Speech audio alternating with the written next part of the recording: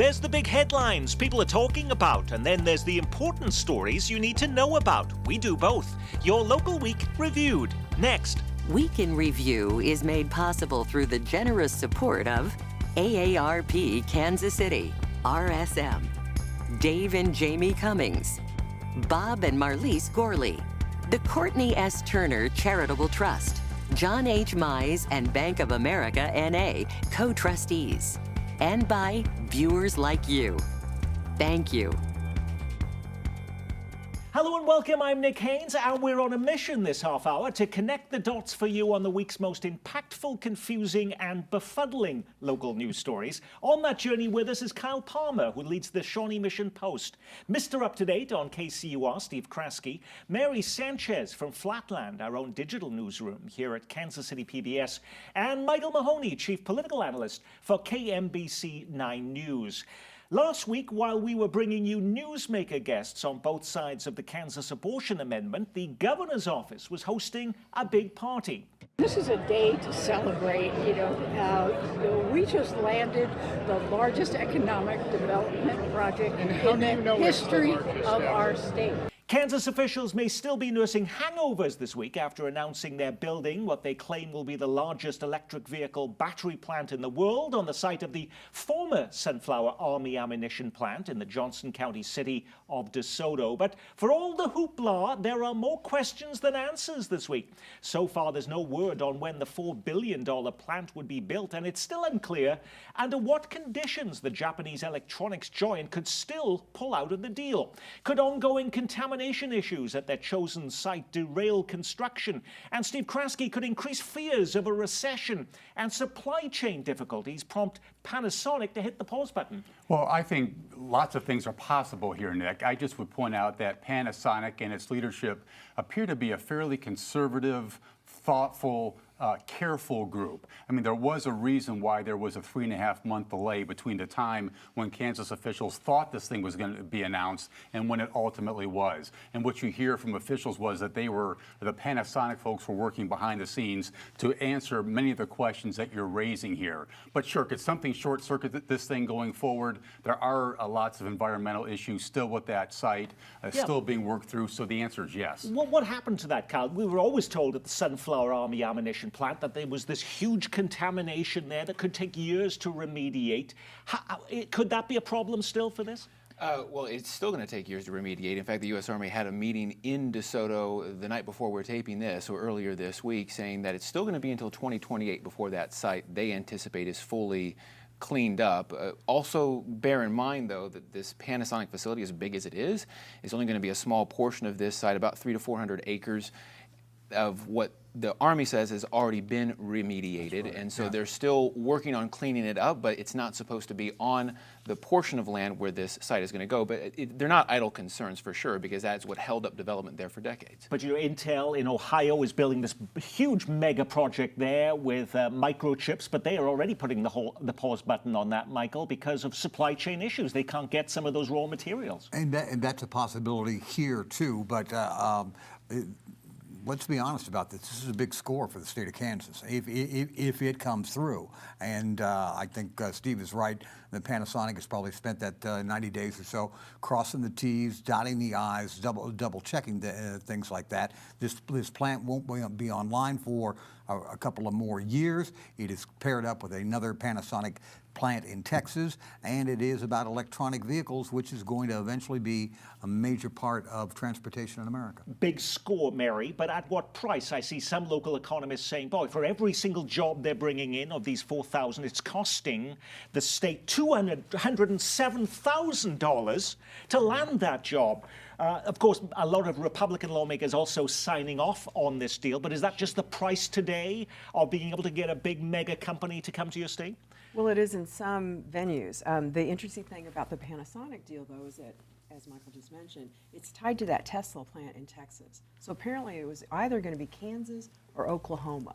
And I wonder, I mean, with these delays, COVID-related supply chain, is it still a possibility that Oklahoma could come in if we have problems for whatever rhyme or reason at the old Sunflower plant? I don't know. Well, any Johnson County with a sense of history knows this site in particular has a checkered history. I mean, I remember when I was in high school, the big thing is they were going to build the Wizard of Oz theme Yes, park right. on this I was site. looking forward to that. Yeah. And that, never came to fruition in part because of the contamination issues, also because I think that developer just maybe overpromised. But still, this is a site that has had its issues, and so I think any person who has been around Johnson County for any amount of time is looking at this deal still with bated breath. We're told, by the way, Steve Kraske, that the economy is the biggest election issue on people's minds in this midterm year. Does this decision then to bring Panasonic to Kansas turbocharge Governor Laura Kelly's re-election campaign? Oh, I think it does. It would turbocharge any governor in a similar situation, Mike. I think most voters are sophisticated enough to know that Governor Laura Kelly doesn't really have much to say about inflation and what's going on that score. But they see this kind of thing happening along with that cut in the food sales tax that goes into effect in the new year. Two big wins that most people can relate to for Governor Kelly. To build off Steve's point on this, one of the things that her likely Republican opponent, Derek Schmidt, is going to campaign on is he wants to bring or keep young Kansas people in Kansas. This plant is going to be an example of how that is going to happen. And this is the sort of thing that Kelly is going to campaign upon, saying, we have had some difficult times, but I've been a steady steward at the helm. We'll see how it plays out. A lot of people, but basically at this point, though, Kyle, want to know, how do you get one of these jobs? They're saying these are above average wages. These are going to be over $50,000, and there are 4,000 of them. Do we have any sense today as how you can apply for any of these positions? I think it might be a little too early for that, and I do know a lot of Johnson Countyans who would take issue with the idea of $50,000 being a livable income in Johnson County, but I think it's still too early to figure out exactly what the impact could be for people who already live in Johnson County. 4,000 jobs is a lot of jobs, but historical context here, at its height, Sunflower Ammunition Plant, I think, employed over 25,000 people. Still, a manufacturing plant of this size and scope in Johnson County, of course, is a big deal. If you want a job out there, maybe check out Johnson County Community College. They'll be doing some training for these workers, Mike.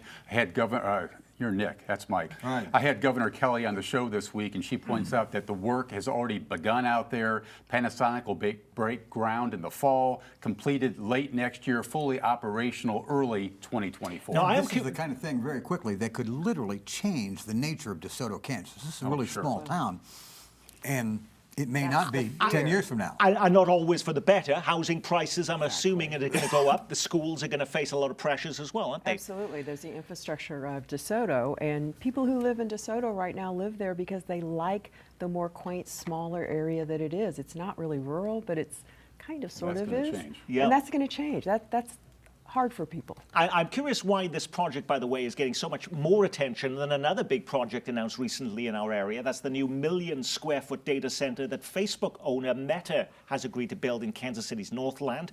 According to the Star, Facebook says it's willing to invest up to $40 billion on this project. That's 10 times as big as the Kansas Panasonic plant. And the state of Missouri and the city of Kansas City have agreed already to $1.8 billion in incentives. That's twice as much as is going to that Kansas Panasonic plant. So how come we don't get as much attention on this? And why has this Panasonic deal taken up all of the news oxygen? Well, both are big deals. The Panasonic thing, the biggest private development investment in the state of Kansas history, and the number of jobs on the Kansas side pales in comparison to what? Just 100 or a few permanent jobs on the Missouri side, despite all that money being spent, Nick. That's exactly the point I was going to make. 100 jobs north of the river at a data processing center versus 4,000, plus several more thousand in terms of supplier jobs to the Panasonic plant if it pans out. It's a hard word to say. Pans out, yeah. While the U.S. Senate race in Missouri and the Kansas abortion amendment are absorbing most of the media's election coverage, there are some other big decisions voters will be making in this upcoming August primary. Some viewers who've been advance voting this week say they were surprised they were being asked to choose a new leader in Johnson County. Well, that's true. Ed Eilert is retiring at the end of the year after more than a decade at the helm and after 40 years in politics. The mayor of Roland Park, 2 sitting county commissioners, and a CPA all want the job. I'm a CPA. I can lead this county and its huge budget into a more efficient place. Our county has had significant success. The trough is open to the big developers, There's only one candidate in this race that has the executive experience. There's only one candidate that has publicly stated his support for a woman's right to make her own health care decisions. Cal Palmer, those were excerpts from your recent debate with the candidates. Which of these candidates is going to be most like Ed Eilert, and who is most likely to lead the county in a totally different direction? Well, you mentioned that there are two current sitting commissioners on in this race, and I think they both are the answers to your question. I think current Commissioner Shirley Allenbrand, who represents a part of southern Johnson County, maybe both temperamentally and maybe even generationally, is most alike with Ed Eilert. He's endorsed her, citing her positions on low taxes and economic development and support for schools. The other commissioner in the race, Charlotte O'Hara, also representing another district in southern Johnson County, probably most unlike Eilert. She has a very different vision for the county. She's very skeptical of tax incentives Which for we development. just heard from her bike She there, has yeah. clashed frequently with county staff, especially over public health mandates. She's been very critical of the public health department, openly doubting masks and vaccines. Said in our forum that she, unprompted that she was not vaccinated and did not plan to get vaccinated. And so just, again, temperamentally very different from Eilert, has clashed with Eilert as well on the board over the last couple of years. So that's probably the starkest difference. And then Selzer and Kelly also, I think, offer interesting choices as insider-outsiders. They're not in county government, but they're politically experienced and they're known quantities within their sectors of Johnson County for sure. Mike Kelly said he is, as the mayor of Roland Park, the only one with executive experience, but he is a huge climate change activist in this community. He was one of the quickest mayors to enforce COVID lockdowns and mask mandates. That's right. Would he take the county in a far more left direction than any of these other candidates? I think far more left is too strong of a statement, Nick, but it would be more left, and certainly what Ed Eilert has done. You know, all this may sound like alphabet soup to some of your listeners to this, but there's a key question here that everyone should be aware of, and that is which of these people would be most willing to work with officials on the Missouri side, in Kansas City, maybe even consider paying for some of the jewels of the metropolitan area, the stadiums, the sports stadiums, for example, museums for another one. Mike Kelly might be more inclined to have a dialogue about that more so than the other candidates. I would agree. That would be my statement as well. Sorry. Okay. Well, you know, the thing is that Ed Eilert's legacy is just his length of legacy and how forward-thinking he was for back in the day when he was still mayor of Overland Park in kind of just leading Johnson County to what it is today, building all that infrastructure out along Ridgeview, all the things, Garmin, everything. Who is going to be the leader that's going to have that type of vision for the going forward? That's what they need to match. And who that candidate is, we'll see. Nick, this is a seminal figure leaving the public stage here in Ed Eilert. 40 years at top levels of government in Johnson County. I underscore everything Mary said. This is someone who will be in the history books in Johnson County for many years to come. People will remember him, Nick. You know, our Missouri side viewers may be surprised to learn that the head of Jackson County government is also facing voters in a couple of weeks. What has Frank White done for our county? That's attorney and former small business owner Stacey Lake, who's challenging Frank White. White, of course, has a big name in this town after his time with the Kansas City Royals. How would Jackson County be different if Stacey Lake were leading instead of Frank White, Michael? It would be very different for lots of reasons, not the least of which is that she's relatively new to the Byzantine aspects of Jackson County courthouse politics. Quite frankly, I'm surprised that there wasn't a more serious primary or general election challenger to Mr. White because of all the problems with assessment. There was a League of Women Voters debate this week, which had to be canceled because Frank White didn't show up. Is he worried?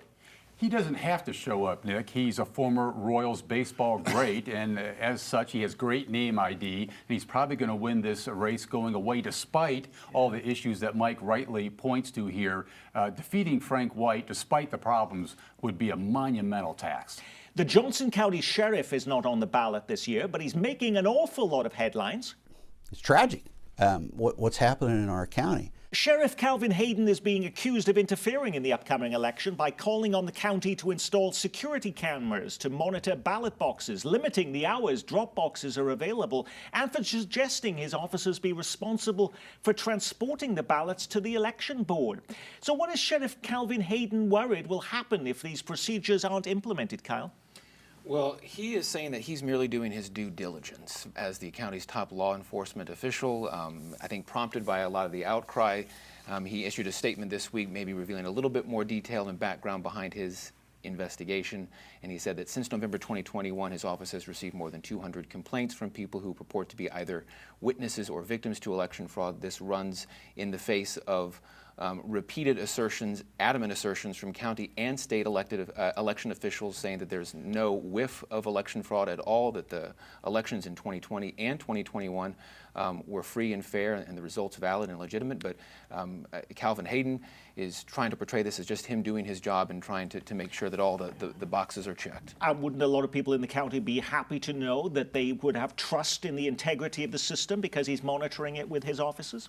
Well, I think the danger is to not listen to the voices that are actually in charge of the elections and the people who, like Scott Schwab, Secretary of State, Republican, who has said that these elections were secure.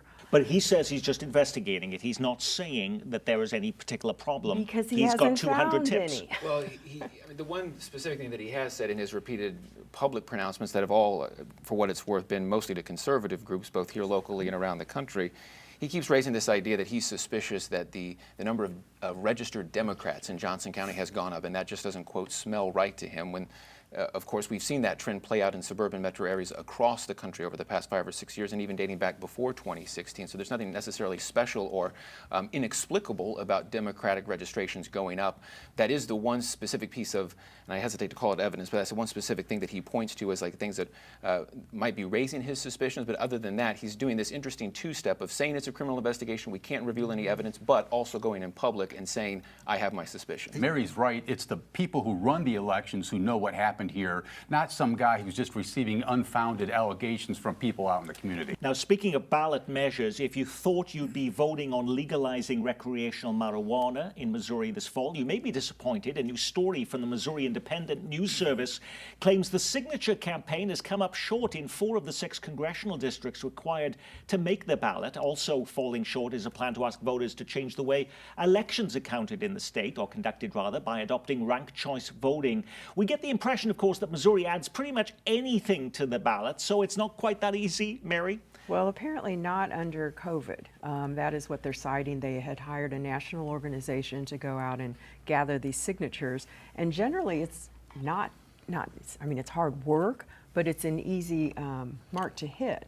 What they're saying is that under COVID that they couldn't just get out as much, and people weren't out as much. So they're hopeful still. They have until, I think, next Tuesday for the counties to check these signatures and validate, but it's looking slim. Respectfully, the idea that this is a COVID concern, I don't think that it's been difficult for petitioners to be in busy spots for most of the spring and certainly all of the summer. So why are they struggling? I don't think they're getting their money's worth. I think they're getting scammed by the initiative petition companies. Does this speak to the challenge that groups that are trying now to put an amendment on the ballot in Missouri, for instance, over abortion would face to try and get that accomplished? Well, clearly, and I don't know, Mike has alluded to this, I'm really surprised. I thought the recreational marijuana thing would sail through without much problem. I can begin to make a case why ranked choice voting might not, because that's a complicated concept and you've got to explain it to people and they're rushing into the grocery store and leave me alone. But recreational marijuana, I thought the time has come, and here it's falling short. A national headline about COVID earlier this year declared shaming unvaccinated people has to stop. We've turned into an angry mob and it's getting ugly. Another declared shaming the unvaccinated doesn't work. So what are we to make this week of calls to trade or fire 10 Royals players who had to sit out the team's last series against Toronto because of Canada's restrictions on unvaccinated travellers? One sports columnist calling the 10 the most selfish men on the face of the earth. Meanwhile, in Kansas, Leawood Mayor Peggy Dunn also being publicly shamed with calls for her to resign after she appears in a political ad supporting the Value Them Both Amendment. I've read the Value Them Both Amendment, and it doesn't ban abortion or remove exceptions. That's just a scare tactic. That's not a ban, it's just common sense. And it's why I'm voting yes on Value Them Both. It should be pointed out that Dunn spoke as a private citizen. Nowhere in the ad does it say that Dunn is the mayor of Leawood. So isn't she entitled to express her view on a point of moral conscience, Kyle? Absolutely. She has the right to say how she feels and to voice it, and I think she made that pretty clear how she feels, and it was also eminently clear that she was doing it so as a private citizen, not in her official capacity. I also think, this is my take, that if she's going to voice a strong opinion on a matter of pretty great controversy, that any public official should be prepared for criticism and or opponents to voice their opinions as well. She's a public figure in many realms in this, a civic leader, really. So I don't know that she's always just tied to Leawood in a way.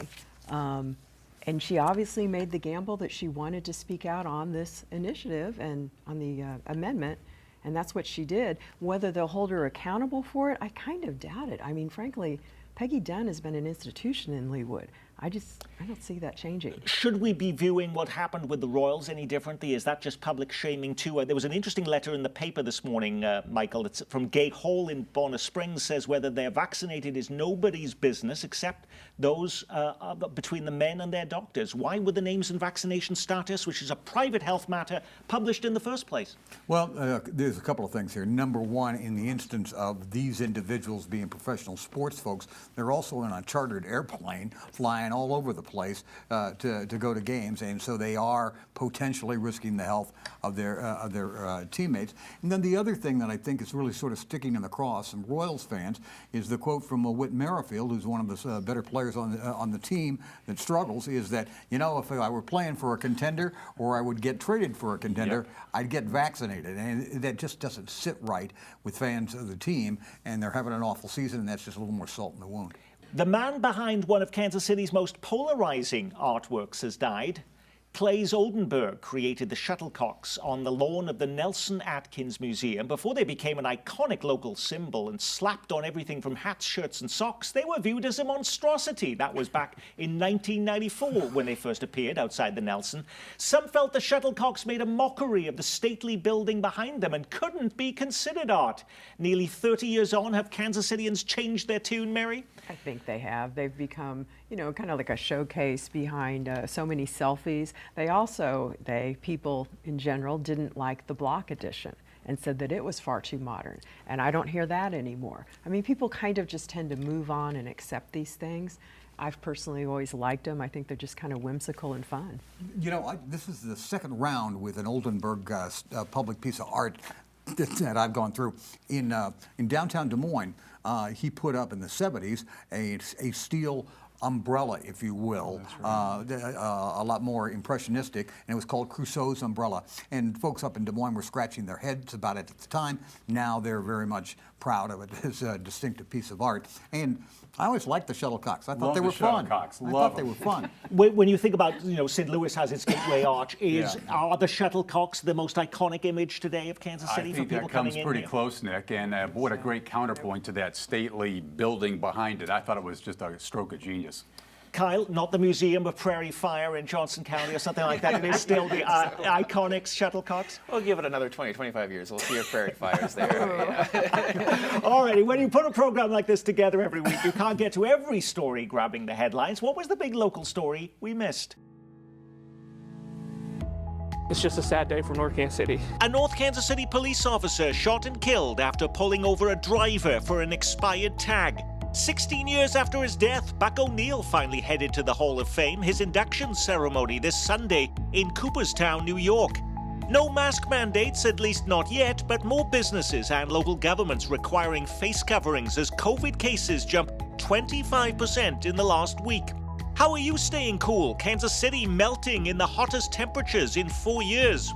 Police officers paid overtime for their commute to work. One finding in a bruising report into the Independence Police Department.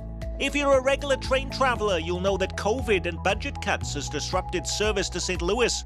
This week, Amtrak restoring twice daily trains to Jefferson City and St. Louis. Is he defending all consumers or just being a nuisance? A Missouri man making national news as he sues Bass Pro for not standing by its lifetime sock guarantee. And did Kauffman Stadium just get its biggest attendance of the year? Sadly, it wasn't for the Royals, but a mega rock concert in center field. Alrighty, Mary Sanchez, did you pick one of those stories or something completely different? No, I actually did pick one of those stories, and the death of the officer.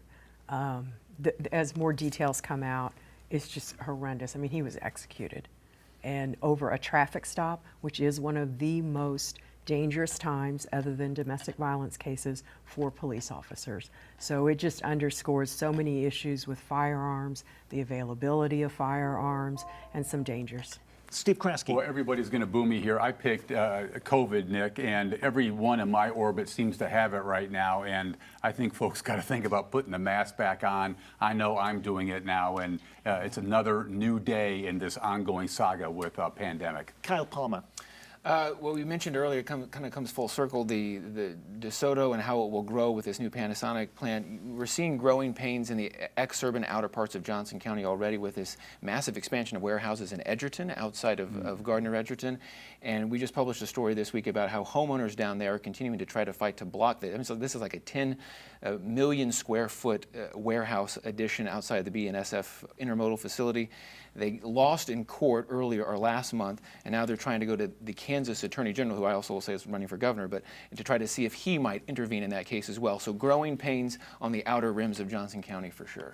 Michael. Buck O'Neill going to the Hall of Fame. Yes, I had the privilege of knowing the guy. It should have been done during his lifetime. Yes. He put many Negro League players deservingly in the Hall of Fame. He got excluded on a petty matter when he was alive. I'm glad he's going in this weekend, and I'll be watching. Yes, and that ceremony Sunday afternoon. And on that, we will say our week has been reviewed thanks to our own Mary Sanchez and Kyle Palmer from the Shawnee Mission Post. From Channel 9, Michael Mahoney, and keeping you up to date weekdays at 9 on KCUR-FM, Steve Kraske.